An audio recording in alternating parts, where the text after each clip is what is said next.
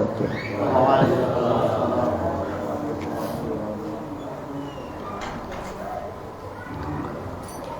Alhamdulillah Rabbil Alamin. Wassalatu wassalamu ala asyrafil anbiya wal mursalin Sayyidina wa maulana Muhammadin wa ala alihi wa sahbihi ajma'in. Qalu subhanaka la ilma lana illa ma 'allamtana innaka antal alimul hakim. Rabbi shrah li sadri wa yassir li amri wahlul 'uqdatam min lisani yafqahu qawli, amma ba'd.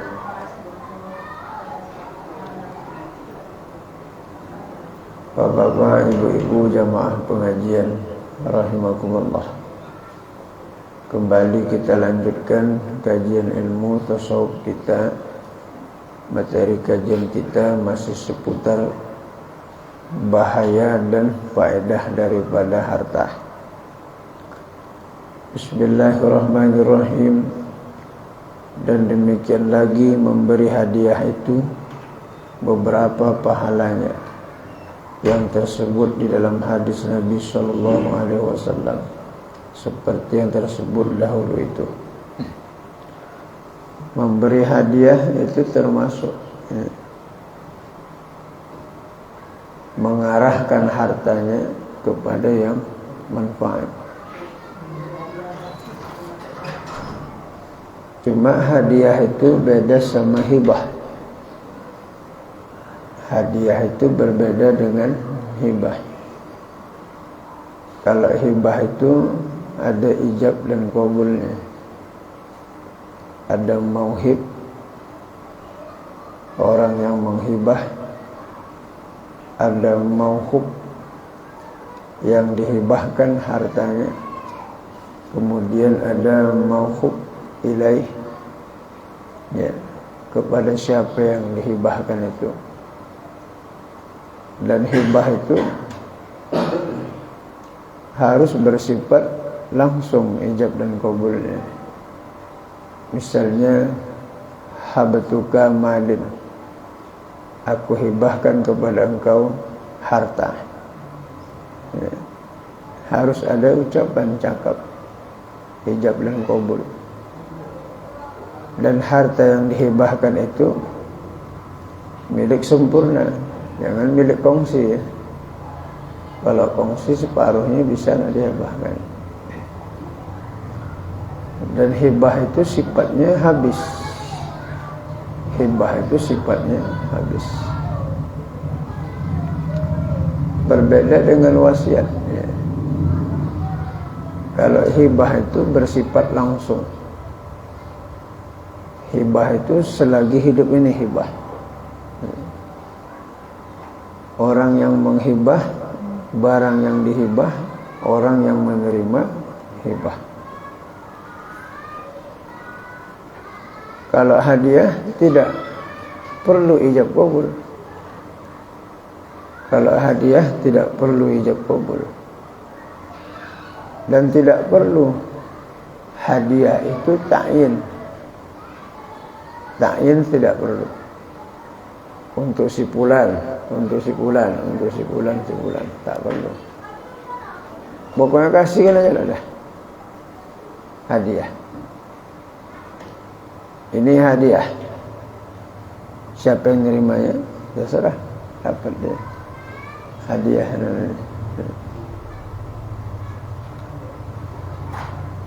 Kalau wasiat berlaku setelah mati, kalau hibah berlaku setelah hidup.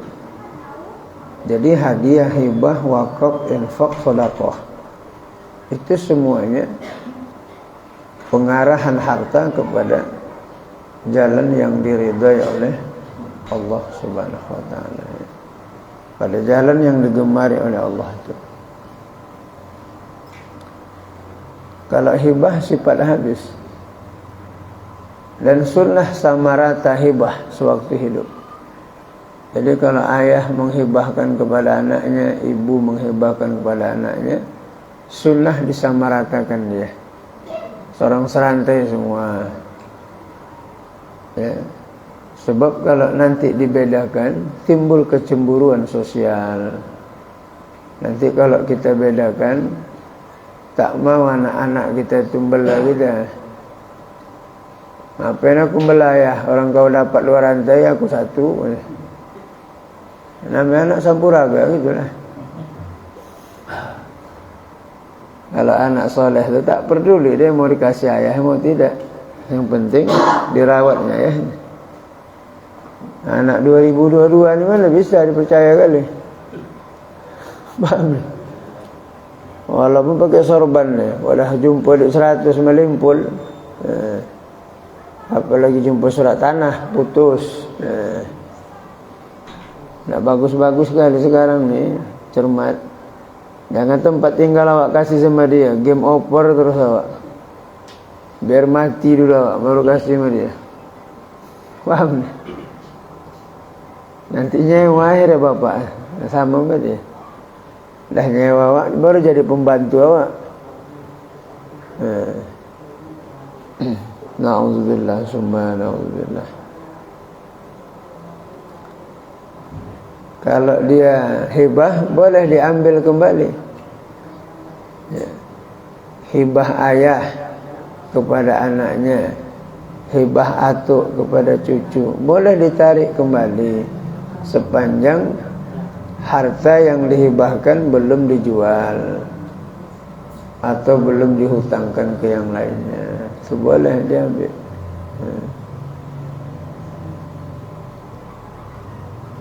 Bapak bikin acara khitanan anak, datang tamu bapak mengasih kado untuk anak bapak. Itu untuk siapa itu kado? Ada orang salam duit sama anak bapak. Duit siapa itu? Atau bapak belikan rantai ke anak bapak 15 gram. Waktu kecil dia, bapak pakaikan kerabunya. Untuk siapa kerabunya? Kalau untuk anak, berarti kalau dijualnya utang. Kalau dikasihnya, itu makanya hibah ayah boleh diambil sama anaknya. Makanya apa yang kita pakaikan sama anak perempuan tu rantai, cincin, gelang semua, itu kembali kepada ayah dan ibunya. Tapi pada dewasa jangan ya. Maka anak sekarang pandai. Asal dia ibahnya ayah malam di jam 12, besok jam 12 kepling datang. Bijak ada sekarang, tak bisa lagi kita tunggu-tunggu. Malam ini hibah, besok tarik meteran, putus milik, ya kan? Apa cara putus milik? Bikin surat jual beli, habis. Kalau surat hibah ada je tuntutan kan. Kalau jual beli habis. Jual beli terselubung ya kan. Entah mana duit entah, pokok jual beli ya kan. Kalau wasiat sepertiga. Kalau hibah boleh habis. Kalau fikih klasik, hibah tu habis bisa. Cuma kalau di pengadilan sepertiga juga.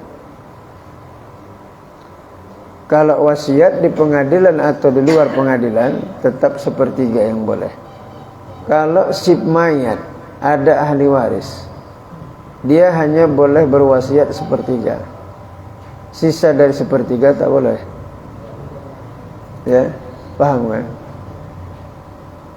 Jadi wasiat itu berlaku setelah mati. Mausi, orang yang berwasiat fa'ilnya. Ya. Musi, yang diwasiatkan dia orangnya. Mausi ilaih, harta yang diwasiatkan dia. Jadi si mausi ini tadi mauhib ya, mauhib orang yang menghibah, mausi orang yang berwasiat. Si mausi itu tidak boleh wasiatnya bertentangan dengan syarak. Misalnya dia berwasiat, anaknya ada 7 orang. Kata dia, kalau ayah nanti mati, harta ayah ni jangan kalian bagikan sama abang kalian paling tua, karena dia tak pernah ngurus ayah. Jangan kalian kasihkan, kalian aja bagi 6. Batal wasiatnya ini, karena tujuan dia untuk menghilangkan pembagian ahli waris. Karena itu termasuk zupardin, bagian yang sudah ada ketetapannya. Ya, mereka itu zawil furud, yang mempunyai bagian-bagian 1/8, 1/4, 1/3, 1/2. Ya, kemudian 2/3, ya, 2/3, 1/3, 1/4, 1/8, 2/3. 2/3 itu perempuan berbilang. Kalau nisfu suami, kalau istri tidak meninggalkan anak nisfu, atau anak tunggal perempuan nisfu. Kalau 1/4 bagian suami. Kalau si istri meninggalkan, si istri ditinggal mati oleh suami ada anak, maka istri 1/8. Kalau tak ada anak 1/4. Ya. Pendapatannya begitu. Nisfu, 1/4, 1/8, 1/3. 1/3 siapa? Ayah dan ibu. Kalau anaknya mati, tak ada furuk yang ditinggalkan, maka ayah ibu dapat 1/3, 1/3. Kalau ada furuk tinggalkan 1/6, 1/6. Makanya dah lah tu, saya bagi tu, tak ada hartanya dah. Malas orang bagi. Yang enak bagi pusaka ni ada benda di situ, terletak di situ, di 100, rimpul, semangat awak nyatet ni. Itu maka orang balas belajar paraid, karena tak ada benda, malas orang belajar. Faham tak? Malas orang. Maka sekarang berapa harta ayah tadi? 100 juta. Berapa anaknya? 10. Dah bagi seorang 10 saja lah. Nah, tak boleh kan? Harus dibagi dulu porsinya. Itu wasiat. Wasiat yang bertentangan dengan syarat tak boleh. Kalau ayah mati nanti disembayangkan ustaz, itu gugur wasiatnya itu. Apa sebab gugur wasiatnya? Karena anak kandungnya masih ada. Kecuali anak kandungnya tak bisa. Tak sanggup anak yang mensolatkan ayahnya itu, karena teringat dari surat tanah itu banyak. Tak sanggup dia. Terbayang dia tengok ayahnya geran sultannya banyak, dia tak sanggup dia nyembayangkannya. Itulah. Kalau bagi pusaka sanggup dia nyembayangkannya. Tak sanggup. Padahal bukan banyak kali kan. 7 aja rukunnya. Tak bisa saya ustaz. Apa itu saya? Kan tanggung. Action aja banyak ustaz. Kalau bisa solat fardu, bisa lah solat mayat. Banyak kali action. Tak tahan saya ustaz. Berderai air mata ustaz. Tapi di belakang juga dia situ. Kita minta kepada Allah, mayat kita biar anak-anak kita nyembayangannya. Ya, nyembayangnya jadilah. Doa-doanya antarkan ya ustaz belakang tu banyak, ustaz belakang. Kalau tukang doa pada nampung aja belakang tu, jangan khawatir, banyak tu belakang. Nyolatkannya aja, nyolatkannya. Kan bukan payah kali. Allahu Akbar. Usah diucapkan apa susah. Yang penting aku sembayangkan mayat ini perlu 4 takbir dah. Tak bisa juga ada bagus meninggal aja dia. Ikut sama ayah ini meninggal. Sedih kali kadang ya. Kecuali anak perempuan, lain masalahnya kan. Laki pula, anak laki. Itu batal tuh wasiatnya, itu gugur. Nanti kalau ayah mati, kuburkan ayah ke Tapsel. Tinggalnya gang pipa. Ngapain ke Tapsel bawa? Ngabis-ngabiskan duit aja. Memang kalau nangkir Tapsel beda sama gang pipa. Yang boleh bertingkah kita itu 3 tempat tu aja lah. Madinah, Makkah dengan Aqsa. Itu boleh lah. Tempat lain lah pindah-pindah. Dari sini ke Tembung sama aja tanah itu. Nanti kalau ayah mati sembahyangkan di masjid, kuburkan ayah dekat mihrab masjid. Jadi asal imam baca dapat ayah, apa dapat kalau tak sembahyang lepung ke bawah. Itulah pertama masuk, itulah terakhir keluar. Wal awalu wal akhiru. Jadi tidak semua wasiat wajib, Bapak Ibu ya. Tidak semua wasiat itu wajib ditunaikan dia. Kita ni payah kali di masyarakat kita ni. Bukan wasiat kata umanah. Itu yang sedap itu bahasanya itu. Umanah.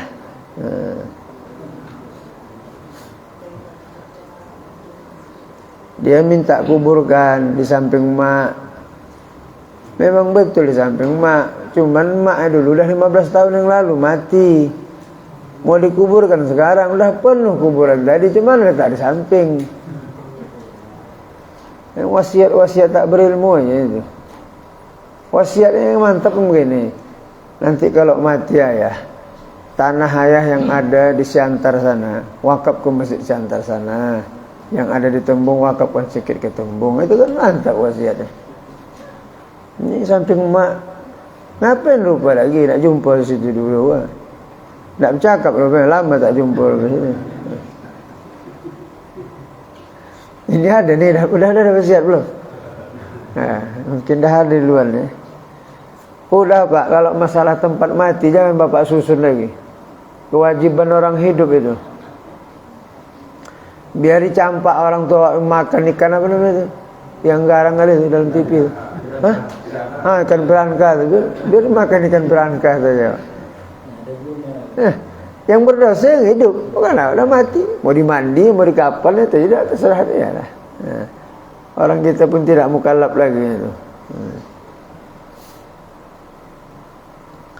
Ini ada yang pula nempah kuburan. Awak sebelah sini ya. Siapa lawan lah. Kalau sini kau cepat lah besok masuk kan. Bukan amal yang dipikirkannya. Tempat mati dipikirkannya. Tidak ada sejarahnya orang tak berkubur. Walaupun berlapis. Yang lebih dahsyat tsunami itu. Berapa yang mati itu? 14.000 berapa? 14.000? Tak ada kuburan. Apa yang enggak ada? Itu yang rata semua itu. Dibantai beku. Aman semua. Enggak ada tak berkubur. Sedang kucing berkubur. Apalagi manusia. Ya. Yang perlu kita pikirkan amal itu bukan tempat meninggalnya. Bapak sangka meninggalkan pipa. Belum tentu tak merantau awak. Walau bergumit sesak nafas sana meninggal rumah anak. Banyak.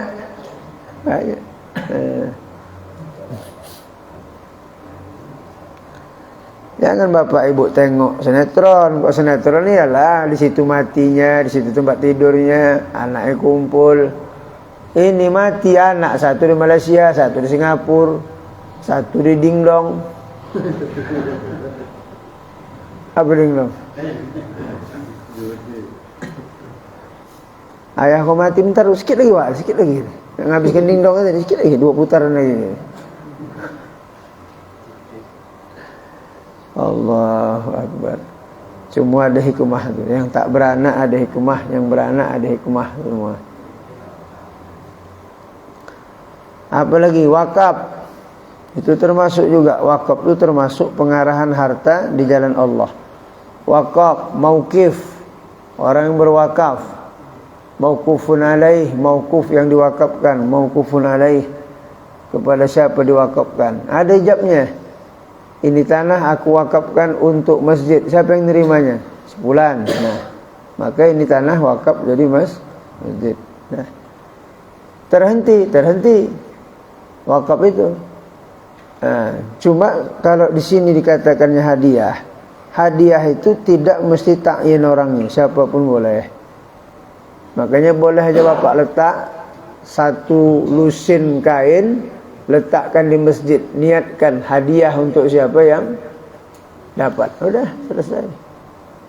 Siapa yang dapat untuk dia, selesai. Enggak ada tentu-tentu orangnya. Itulah hadiah. Di Masjid Al-Mu'tadin, Masjid Al-Mu'tadin belum lama tu. Masuk belum lama tu tidak lah. Long pucuk lah. Long pucuk tu kan. Masjid Muhtadin tu, almarhum atuk saya dulu najirnya, asalkan buka sajadah duit 100 setiap Jumat. Asal setiap Jumat buka sajadah ada duit 100 itu. Tak tahu tak siapa bersedekah. Tak tahu dia maksud atuk ini tak terima kasih kan. Tak tahu tak siapa. Niatnya siapa yang dapat untuk dia habis. Bukan untuk masjid. Cuma orang tu dimasukkan dia ke masjid. Bapak bikin nanti gitu. Setiap Jumat bapak letak situ 2.500. Tak ada orang ambil. Tak ada orang ambil. Dah setengah aja. 100.000. Itu harta yang digunakannya. Tetapi berjamu-jamuan dan memberi hadiah itu tiada dinamakan akan sedekah. Karena sedekah itu yaitu membelanjakan akan harta itu kepada orang yang muhtaj akan harta itu.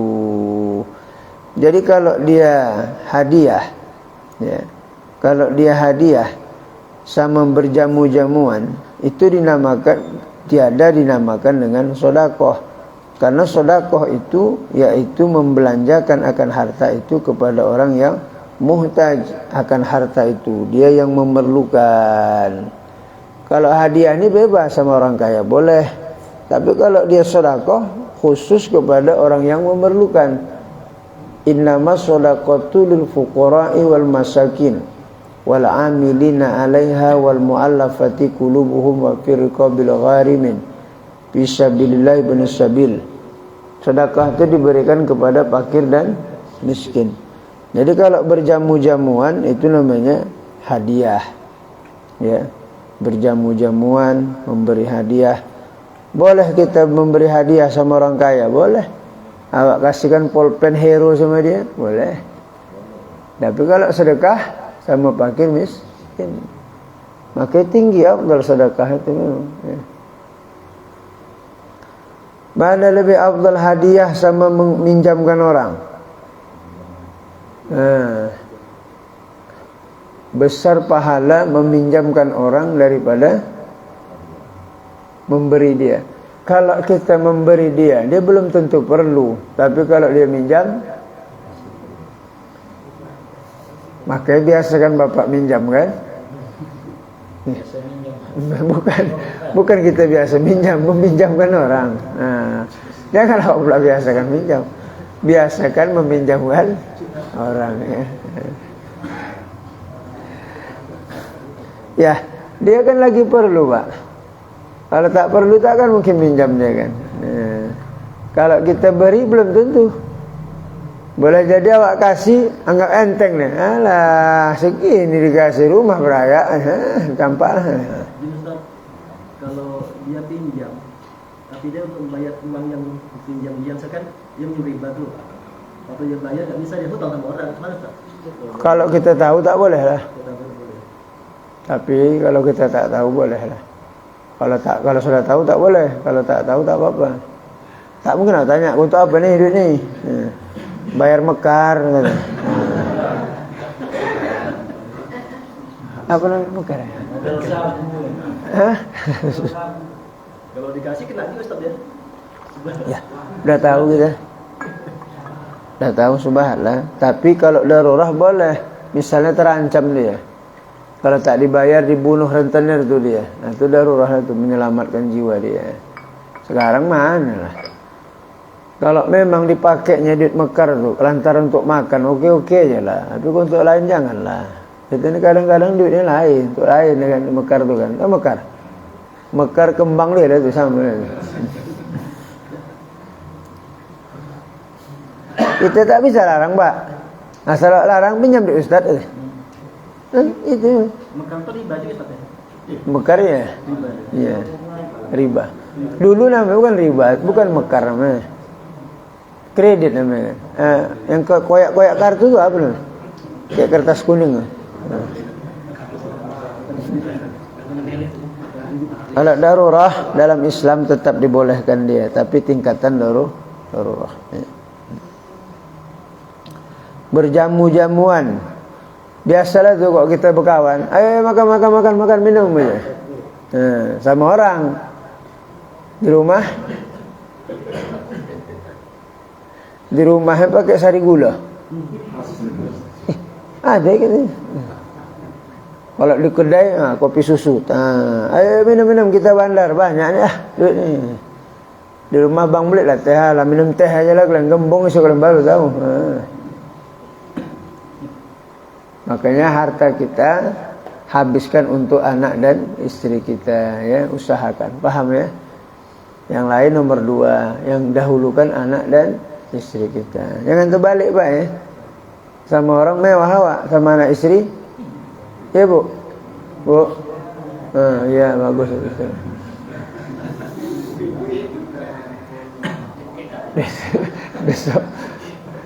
Besok terbeli besok terbeli rantai ibu ni 6 gram ni kan. Tanya yang terdekat aja, jangan jauh kali kan. Apa tak bahagia istri gitu Pak? Seminggu sekali ke toko emas, mulangkan. Bukan beli, mulangkan. Allah. Ada yang baru beli emas, berapa segram lah kan? Ada yang baru beli, nggak ada, mulangan semua. Ada masanya Pak, ada masa mulangkan, ada masa beli. Hidupnya begitulah ya. Istri-istri itu harus sabar, dia giliran mulangkan, masa muka itu dipulangkan. Ganti nih bang, entahlah, wallahu a'lam. Kitab begitu kata dia, kata. Memang kitab begitu, habis penguraian wallahu a'lam. Arti tak tahu lagi apa sambungannya. Gitu juga dia minjam tadi. Wallahu a'lam bishawab. Berjamu-jamuan bagus.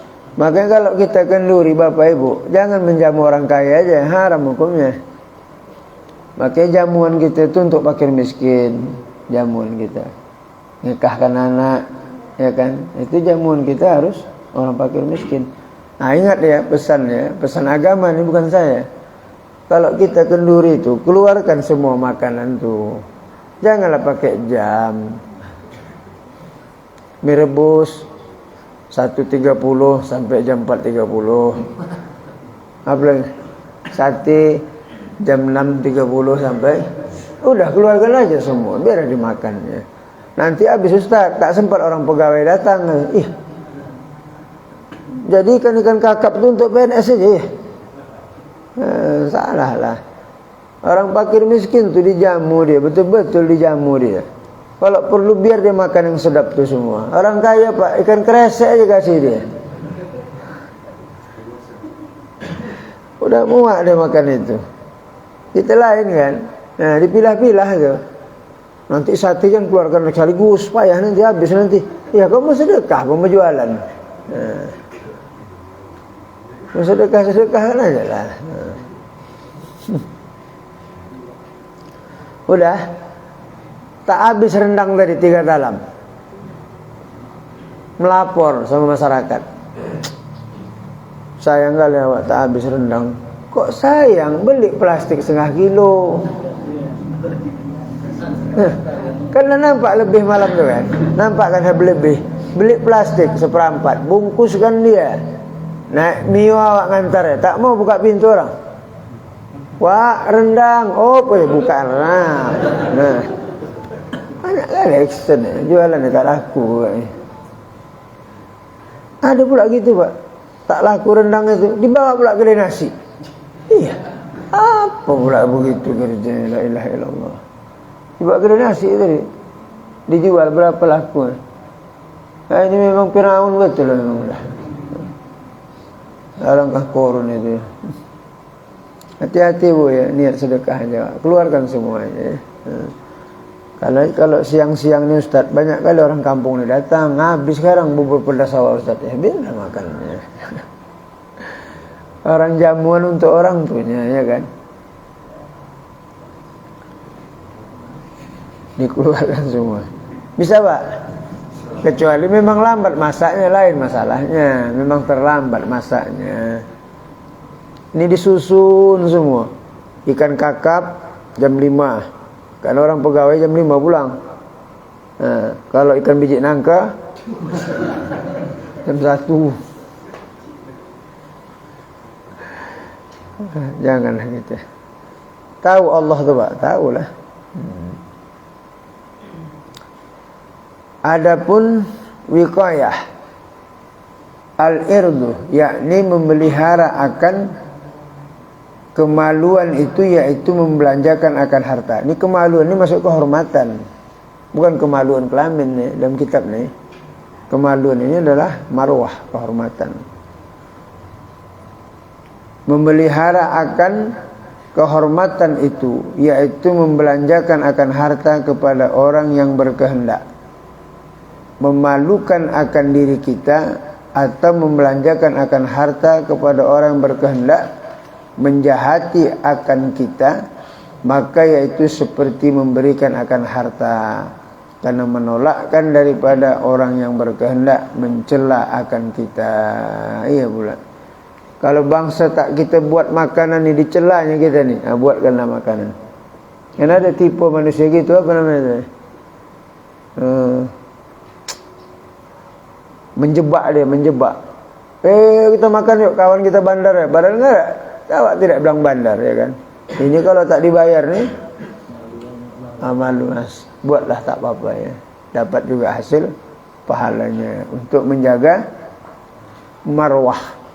Marwah itu adalah harga diri kita ya. Tidak selamanya orang yang berbohong itu hukumnya haram. Tidak selamanya. Ada kadang-kadang berbohong itu dibolehkan, seperti untuk menjaga kehormatan kita. Awak tak ada rezeki, cuman makan pakai minyak jelantah, pakai garam. Ini kalau jujur aku ni, pasti dihinanya aku ni. Ada makan bapak? Alhamdulillah ada. Sudah. Kalau segitu pertanyaannya. Kalau apa kawan ikan bapak tadi? Alhamdulillah adalah makanan. Kalau kita bilang makanya jelantah dah 15 hari dah. Cocok bersisik, aku tengok ulutnya kan.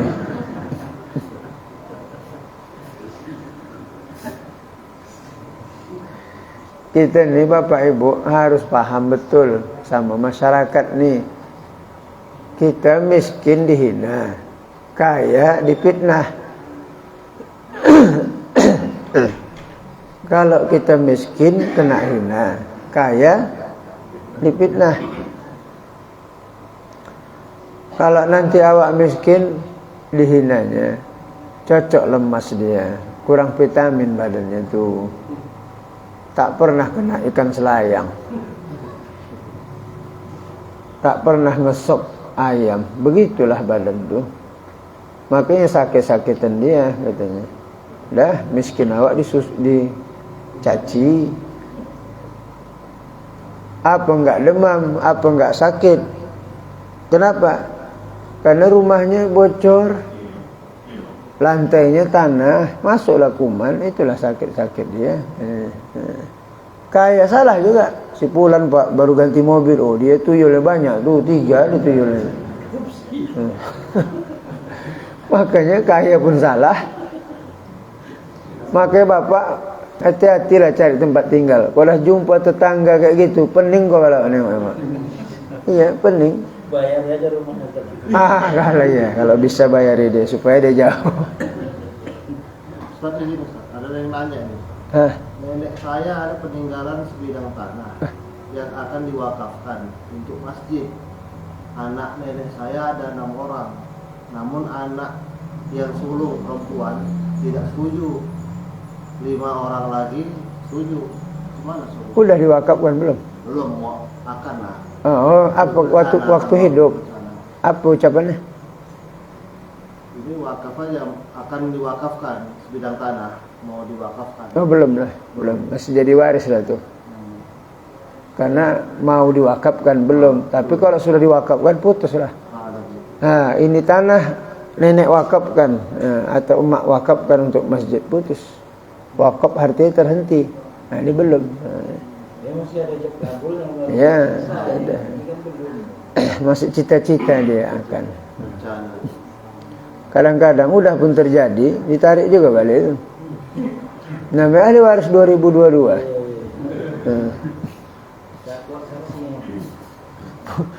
Semua lah ada alasannya. Sampai kadang ke meja hijau tu pengadilan. Harta wakaf ya. Wakaf tak boleh dijual dan tak boleh diwariskan dia. La yuba la yuwaris. Tidak boleh diwakafkan, tak boleh diwariskan dia. Jadi kalau begitu membelanjakannya boleh ya.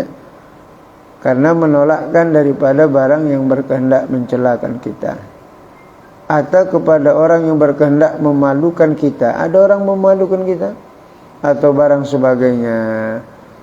Atau memberikan akan harta kepada orang berkehendak berbuat kejahatan akan kita, supaya tertolak kejahatan itu daripada kita. Kalau dia nanti, kalau tak awak kasih, terancam jiwa awak, udah kasihkan aja. Yang demikian itu memberi faedah pada agama. Umpamalah begal. Sebenarnya kalau kita perjuangkan harta kita, mati syahid itu. Mati syahid. Misalnya orang mencuri harta, kita tantang dia, mati syahid kita. Karena membela harta pun hak kita. Cuma kan berpikir awak, harta itu kan bisa juga diraih. Itu kan cakap awak, kalau dah hilang, apa yang diraih? Suntuklah terus. Kalau belum ikhlas kalau awak, biarlah dia ambil. Dah hilang 7 hari 7 malam tak tidur. Meninggal pula lagi tu pun. Mikirkan ni. Oh itu mati sakit kan? Yang mana tu? Yang tadi? Oh yang udah dikasihnya berpikir lagi. Iya. Offside dah tu.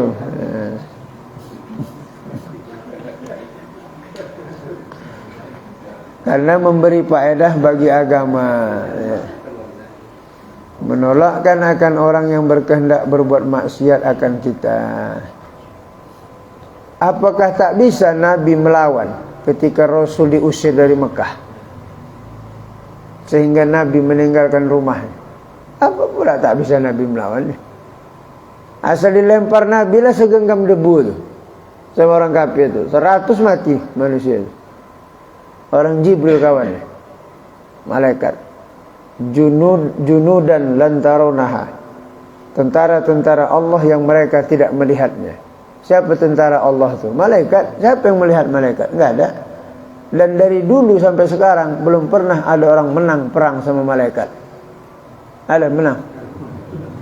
Dan coba tunjukkan mana pasukan yang menang melawan malaikat. Kalau malaikat tak nampak. Ada Ustaz.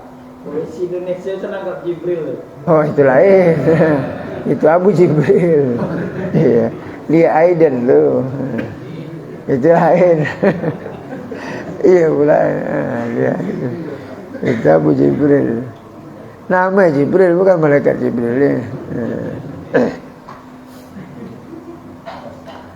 Lah kan? Ajan apa? Lah. Akan datang mawaqibihi al-mar'i, yang akan datang. Wallahu a'lam bishawab. Bapak Ibu, mewakili dari Bapak kita Udin menyampaikan undangan untuk hadir ke rumahnya ya malam ini selesai sholat isya dari sini ya. Yang biasa mengaji dah lah, yang tak datang, yang tak jarang mengaji datang ya. Undangannya. Jangan nanti kami bukan majelis saja ya. Diundang ya, datang ya. Ada hajatan sedikit ya. Akan datang, wallahu a'lam. Alhamdulillahirabbil alamin. Wassalatu wassalamu ala asyrafil anbiya'i wal mursalin. Sayyidina wa maulana Muhammad wa ala alihi wa sahbihi ajma'in. Irhamna ya arhamar rahimin, ya arhamar rahimin, ya arhamar rahimin. Allahumma anzil rahmah wal maghfirah wal ni'mah wal inayah wal tawfiq wal hidayah wal istiqamah alaina ala hadhil jamaah wa ala al muslimina wal muslimat wal mu'minina wal mu'minat innaka ala kulli syai'in qadir. Rabbana atina fid dunya hasanah wa fil akhirati hasanah wa qina azabannar. Wassallallahu ala sayyidina Muhammadin nabiyil ummihi wa ala alihi wa sahbihi wasallam. Subhana rabbika rabbil izzati amma yasifun Wassalamu ala mursalin. Alhamdulillahi rabbil alamin. Wabillahi taufiq wal hidayah. Assalamualaikum warahmatullahi wabarakatuh.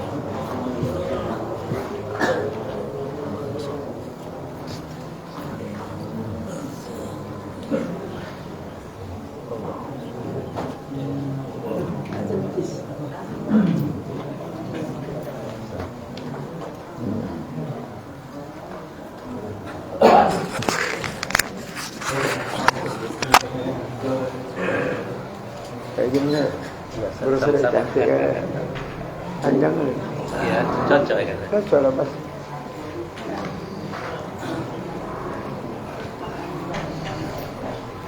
Allahu Akbar, Allahu Akbar.